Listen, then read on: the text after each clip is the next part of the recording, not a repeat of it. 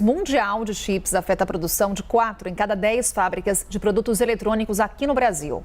E aí entenda-se televisões, notebooks, celulares.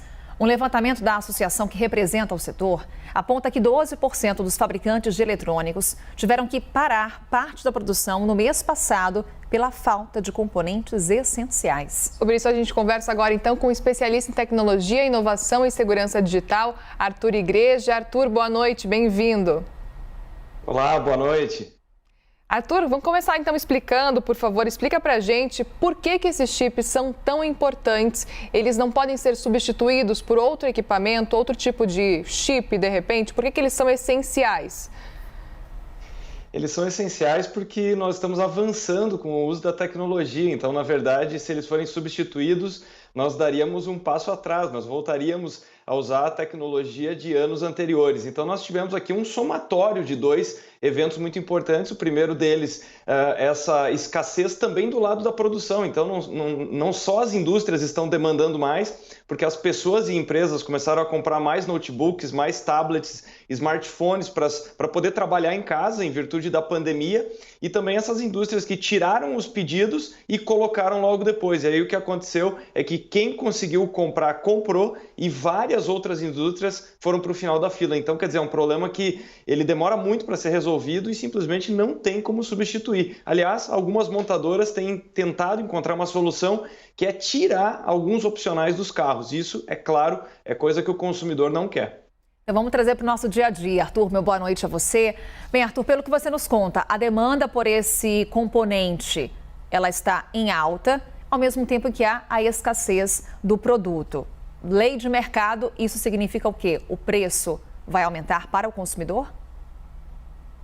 Boa noite, é exatamente isso que está acontecendo. Então, a pandemia trouxe essa hiperdigitalização, as pessoas incorporaram muito mais tecnologia no seu dia a dia e por trás de tudo isso nós temos os chips, os microprocessadores que foram mencionados na reportagem. Então, sim, essa é a lei de oferta e demanda que determina os rumos da economia e isso já tem causado impacto tanto nos automóveis novos como nos usados. E o mesmo está acontecendo com TVs, com todos os outros eletroeletrônicos. Só para dar medida desse impacto, nos Estados Unidos a escassez é de tal maneira grande que o preço médio dos automóveis com 1 ano de uso está igual ao dos carros novos. Ou seja, como não tem carro novo e as locadoras precisam comprar um volume muito grande e as pessoas estão tentando fazer pedidos de carro e simplesmente não estão recebendo, nós tivemos só no último mês um aumento de 15% no preço dos carros usados e isso se tornou também um dos vetores de inflação. Arthur, a gente pode relacionar o aumento da demanda com a pandemia, com as pessoas ficando mais em casa, usando mais notebook, por exemplo? Completamente, não só os notebooks, mas tem uma outra componente que é importante entender, que é a categoria de consumo. Então, quer dizer, as pessoas começaram a ficar muito mais em casa, elas gastaram muito menos com viagem, com turismo, e aí elas começaram a olhar para suas casas. Muitas pessoas começaram a construir um home office ou reformar, encontrar um espaço, e também elas tiveram que buscar uma webcam melhor, um microfone. Então, todos esses aparatos que nos cercam hoje, né, que nos possibilitam esse trabalho dentro da pandemia, as pessoas foram trocando, foram comprando, foram fazendo upgrades e tudo mais. Então, na verdade, você tem demanda de chip por todos os lados. Basicamente, os mesmos componentes são usados por todas essas indústrias. E para dar medida, nos carros, hoje, um carro tem quase 40% da sua composição de custo baseado em eletrônica, coisa que nos anos 70 era 5%. Então, todas as indústrias estão competindo para tentar comprar esses chips.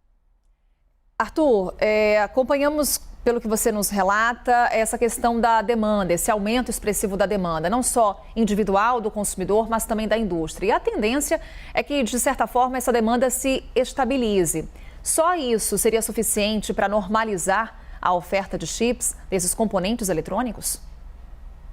Na verdade, não, e o impacto é desigual, porque como foi muito bem comentado na entrevista anterior, algumas indústrias conseguiram garantir os seus pedidos, eu estou falando, por exemplo, o caso da Apple, Samsung e outras, mas mesmo elas estão adiando em 1 a 2 meses os seus grandes lançamentos, porque não têm certeza se vão conseguir entregar esses produtos, E nós temos que lembrar que a indústria ela é muito menos elástica do que outros setores. O que eu quero dizer com isso? O setor de serviços, se você precisa aumentar a sua oferta, você consegue fazer isso com alguma velocidade. Agora, instalar um parque fabril, contratar pessoas, enfim, colocar tudo isso para funcionar, não é uma coisa tão simples. Então, do lado da oferta, algumas projeções apontam uma estabilização só no último trimestre do próximo ano e outros já estão falando em 2023. Ou seja, mesmo que a demanda se estabilize, nós tivemos impactos de fechamento de fábrica nesse período, queda dos estoques, ainda nós temos uma série de restrições, né,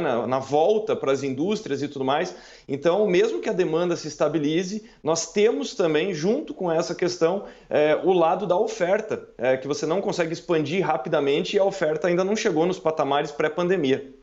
E o que o setor está fazendo para tentar driblar essa crise o quanto antes, Arthur?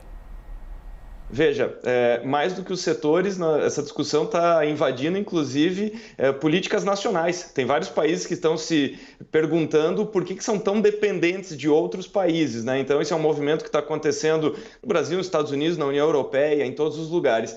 Com relação às indústrias, elas estão brigando pelos seus contratos para tentar estabelecer algum grau de prioridade e, claro, estão tentando essas soluções de mercado, soluções temporárias, né? Então, tentar vender um produto com nível de tecnologia um pouco mais baixo, mas para que ela possa suprir, né? Nesse cenário mundial, qual é a posição do Brasil, Arthur? O Brasil sofreu mais nas suas fábricas, né, por todas as restrições, quer dizer, a pandemia ela foi mais dura e mais longa, né, agora que nós estamos chegando numa fase importante da vacinação, enfim, de uma retomada da vida normal, então o Brasil acabou sofrendo mais do que outros países, porque o que acontece? Em vários lugares, quando nós olhamos o gráfico da indústria automobilística, por exemplo, ela, em vários países, ela teve uma componente de V, ou seja, caiu abruptamente, mas voltou com muita velocidade. E vários movimentos aqui no Brasil, eles acabaram demorando um pouco mais, ou seja, esses cancelamentos de contrato, eles perduraram por mais tempo e essa retomada dos pedidos foi tardia. E aí o que acontece? Você entra no final da fila. Então, quer dizer, por isso que nós estamos vendo esses impactos agora na indústria de eletroeletrônicos e tantas outras. Existe algum tipo de iniciativa para tentar driblar essa situação aqui no Brasil?